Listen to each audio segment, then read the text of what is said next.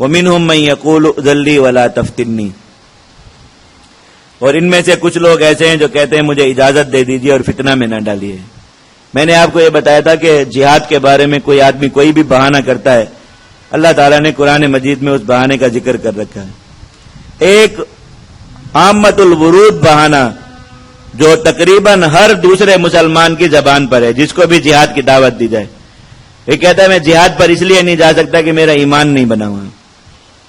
یہ بات ہوتی ہے یا نہیں ہوتی؟ عام بات ہے نا۔ یہ بہانہ بھی سب سے پہلے جو ایک منافق نے کیا نبی کریم صلی اللہ علیہ وسلم کے آگے اس لیے کہ بات ہی بے بنیاد ہے۔ جہاد پر جانے کے لیے ایمان بنانے کا کیا مطلب ہے؟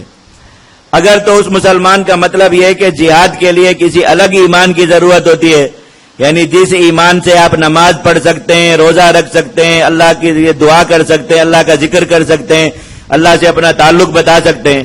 اگر اسی ایمان کے ساتھ جہاد نہیں ہوتا، اس کے لیے کسی الگ ایمان کی ضرورت ہے، اس کی تو قرآن و حدیث میں کوئی دلیل نہیں۔ ایمان ایک ہی ہے۔ جس نے کلمہ لا الہ الا اللہ پڑھا ہے اور اس کے وہ جو 7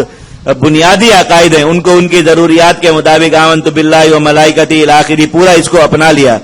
اس آدمی پر دین کے سارے احکام جو ہے وہ فرض ہو گئے، سارے احکام۔ اب جس کام کا کلمہ پڑھا تو جو پہلی نماز کا وقت آیا وہ نماز فرض ہو گئی، جو پہلے فرض روزے آئے وہ فرض ہو گئے، جو حج کے جو اگر اسباب میسر ہیں تو اسی سال حج فرض ہو گیا، زکوٰۃ کے اسباب اگر میسر ہیں اسی سال زکوٰۃ فرض ہو گئی، اور اگر حج کا جہاد کا وقت ہے اس کی شرائط مکمل ہے اسی وقت وہ لازم ہو گیا۔ دین کے سارے احکام، اب ان میں سے کوئی پہلے نازل ہوا کوئی بعد میں نازل ہوا وہ پہلے کی باتیں، ہمیں تو دین کامل ملا، پورا ملا، اس میں پہلے آخر کی کوئی بات نہیں ہے۔ تو کہ بھئی پہلے اتنے سال جہاد فرض نہیں تھا تو اتنے سال ہر مسلمان جہاد کے بغیر گزارے، تو اتنے سال تو پہلے شراب بھی حرام تھی۔ اسلام کے ابتدائی تقریباً 18 سال شراب حلال رہی، اور بہت سے لوگ پیتے بھی تھے مسلمان۔ پھر ہر مسلمان یہ تقاضا کرے کہ 18 سال تو کم از کم ہر آدمی پر بھی، 13 سال 15 سال جہاد فرض نہیں تھا تو وہ 15 سال کی رخصت ہر مسلمان کو چاہیے، تو 18 سال شراب بھی تو حلال رہی، کل کو کوئی اس کی رخصت مان لے پھر کیا کہیں گے؟ اور کتنے ایسے احکام ہیں جن میں رخصت تھی، پردہ نہیں تھا بعد میں پردے کا حکم نازل ہو گیا، اور کتنی چیزیں، تو ہر کوئی اس میں سے اپنے لیے رخصت مانگے۔ ہم نے جب کلمہ پڑھا یا ہم جب کلمے کی حالت میں بالغ ہو گئے تو جو کامل دین ہمارے پاس قرآن کی شکل میں، نبی کریم صلی اللہ علیہ وسلم کی احادیث کی شکل میں، فقہ کی شکل موجود ہے، یہ سارا ہم پر لازم ہو گیا۔ تو اس میں ایمان کے ایک الگ درجے کا مطلب کیا ہے؟ اول تو یہ مطلب آج تک کوئی شخص بیان نہیں کرتے، اور پھر جو یہ بات کرتے کہ اگر ایک آدمی کمزور ایمان کے ساتھ جہاد پر چلا جائے تو وہ میدان جنگ سے دشمن کی طاقت دیکھ کر بھاگ کھڑا ہوگا، گناہ گار ہوگا، تو وہ پہلے اپنا اتنا ایمان بنا لے کہ میدان جہاد سے نہ بھاگے، پھر جا کر جہاد کرے۔ آپ 100 سال 200 سال اللہ تعالیٰ آپ کو حضرت نوح علیہ السلام جتنی عمر دے دے، 1000 سال، آپ 1000 سال محنت کریں جہاد میدان جہاد سے پیچھے رہ کے، کہ آپ کے اندر یہ صلاحیت پیدا ہو جائے کہ آپ جب جہاد پہ جائیں آپ کو ڈر نہ لگے، آپ کا بھاگنے کا دل نہ کرے، آپ پر دشمن کا روب طاری نہ ہو، خوف طاری نہ ہو، یہ نہیں ہو سکتا۔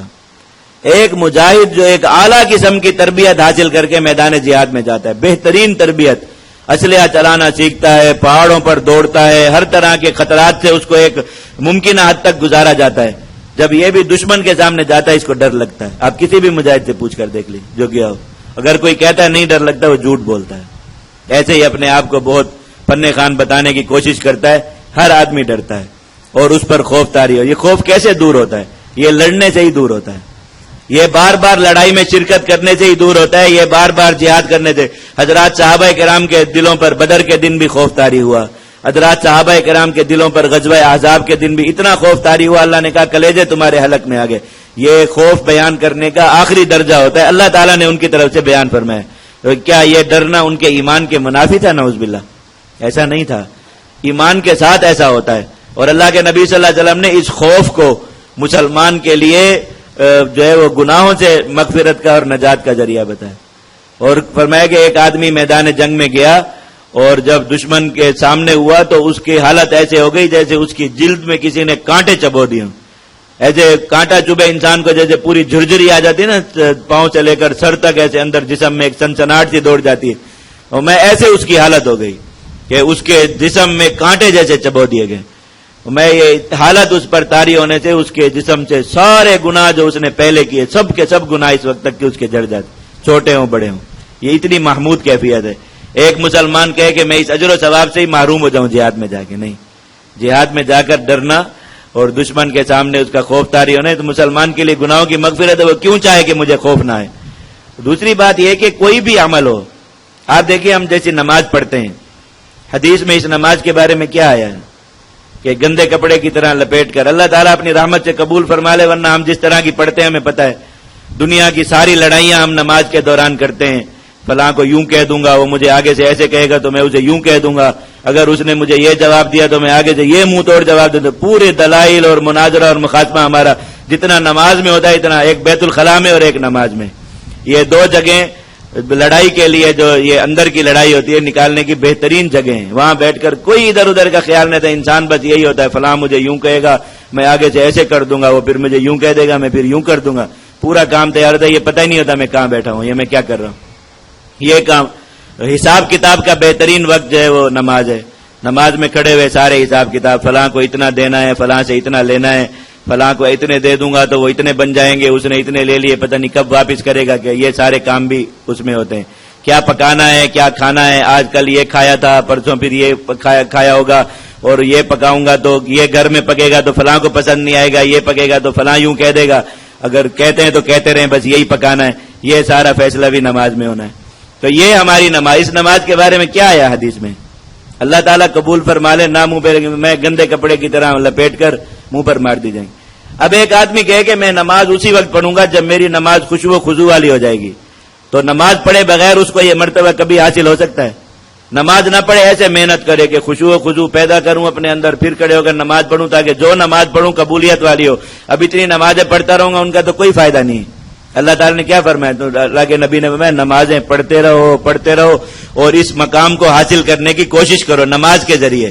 جب وہ حاصل ہو جائے گا پچھلی جو نمازیں حساب کتاب میں گزاری ہوں گی وہ بھی اللہ رب العزت قبول فرما لیں گے۔ لیکن اگر ایک آدمی اس وجہ سے نماز ہی چھوڑ دے کہ نماز کا ایمان بنا کے پھر نماز پڑھوں گا، اس کو کبھی بھی نہیں بنے گا، پھر جب نماز پڑھنے کھڑا ہوگا وہیں سے چھوڑا ہوا حساب دوبارہ فیکٹری وہیں سے چل پڑے گی، دوبارہ جہاں مشینیں بند ہوئی تھی وہیں سے اسٹارٹ ہو جائیں گی، اور جہاں کاروبار رکا تھا وہیں سے کاروبار شروع ہو جائے، یہ سارا کچھ ہوگا۔ تو اللہ کے بندو، جہاد کے لیے وہ ایمان کبھی بھی پیچھے رہ کر حاصل نہیں ہو سکتا، کسی کو بھی حاصل نہیں ہو سکتا۔ اللہ نے اس لیے صحابہ کرام کو بھی یہی بتایا کہ یہ خیال چھوڑو کہ جہاد میں کیا ہوگا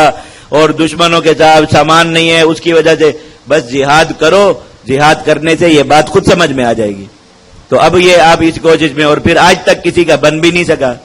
کہ کوئی آدمی تو اس مقام اور مرتبے تک پہنچ گیا ہو اتنی سال کی محنت سے کہ وہ کہے کہ ہاں میں نے وہ مقام حاصل کر لے تو اب میں جہاد کے لیے جا رہا ہوں۔ وہ مقام حاصل کرتے کرتے ٹانگیں کام چھوڑ جاتی ہیں، مسجد میں کرسی پر بیٹھ کر نماز پڑھنے لگتے ہیں، چلتے پھرتے جوانی کے جو ہے وہ جوانی کو یاد کر کے اس کے جوانی میں ایسا تھا اور جوانی میں ویسا تھا وہ اپنا شعار بنا لیتے ہیں، اور پھر اس وقت تک وہ ایمان حاصل نہیں ہوتا جس سے جہاد کر سکے۔ تو محض ایک بہانہ، یہ بہانہ سب سے پہلے ایک منافق نے کیا۔ آپ حیران ہوں گے، اللہ کے نبی صلی اللہ علیہ وسلم کے پاس آئے منافق جس کے بارے میں یہ آیت ہے کہ مجھے اجازت دے دیجئے فتنے میں نہ ڈالیے۔ اس نے کہا کہ آپ ملک شام کی طرف جہاد کے لیے جا رہے ہیں اور میرا بڑا دل کر رہا ہے کہ میں آپ کے ساتھ چلوں، اور مجھے بہت ہی دل پر بوجھ ہو رہا ہے کہ میں اس جہاد میں آپ سے پیچھے رہ جاؤں، لیکن مسئلہ یہ ہے کہ میں ذرا بد نظری کا مریض ہوں، اور کسی بھی خوبصورت عورت پر اگر میری نظر پڑے تو میرا دل بہک جاتا ہے۔ میں نے سنا ہے کہ روم کی عورتیں بہت خوبصورت ہیں، اگر میں آپ کے ساتھ جہاد پر گیا میں فتنے میں پڑ جاؤں گا، میرا ایمان خراب ہو جائے گا، تو آپ مجھے اس وجہ سے اجازت دے دیجیے۔ تو اس بھائی کا بھی ایمان نہیں بنا ہوا تھا، اس نے کہا کہ مجھ سے بد نظری ہو جائے گی اس لیے مجھے جہاد سے رخصت دے دیجیے۔ اللہ کے نبی صلی اللہ علیہ وسلم میں جائیے آپ اپنے گھر میں بیٹھی۔ اللہ تعالیٰ نے فرمایا کہ فتنے سے بچنے کا بہانہ کیا، فتنے میں پڑا، اور یہ جو آدمی ایمان بنانے کا بہانہ کر کے جہاد سے پیچھے رہے گا ایمان بنے گا نہیں، ایمان بگڑے گا، ایمان سے جائے گا، ایمان کے کمال سے محروم رہے گا۔ اللہ نے فرمایا کہ جس چیز سے بچنے کا کہا اسی چیز میں مبتلا ہوا۔ اگر جہاد میں جاتا تو فتنے سے بچ جاتا، اگر جہاد میں جاتا جس وقت میں انسان کو موت سامنے نظر آ رہی ہو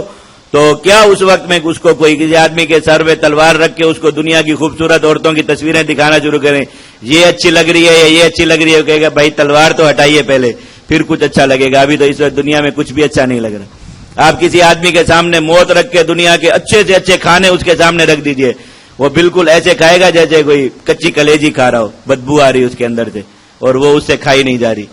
اور تو وہ اس کو بتائیں آپ یہ فلاں 5 اسٹار ہوٹل کا کھانا ہے اور یہ دنیا کے فلاں مشہور باورچی نے پکایا اور یہ دنیا کا فلاں مشہور جو ہے وہ فلاں ملک کی مشہور ڈش ہے یہ آپ کھائیے،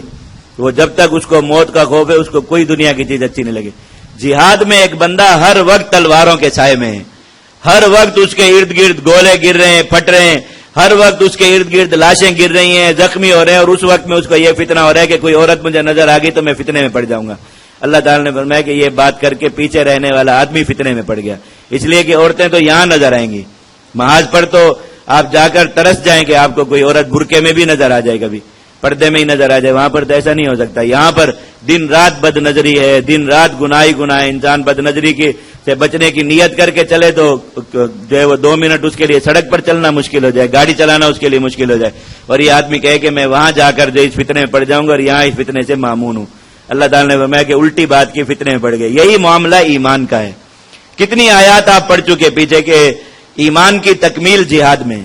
اللہ رب العزت نے کتنی بار پیچھے فرمایا۔ اب ایک آدمی جہاد سے پیچھے رہ کر یہ کہہ رہا ہے کہ میں اپنا ایمان مکمل کر لوں گا، وہ ایمان مکمل کرنے کی بجائے اپنے ایمان کو مزید کم کر لے گا۔ وَإِنَّ جَهَنَّمَ لَمُحِيطَةٌ بِالْكَافِرِينَ، جہنم ایسے کافروں کو، ایسے نافرمانوں کو اپنے گھیرے میں لیے ہوئے وہ ان کا علاج کرے گی۔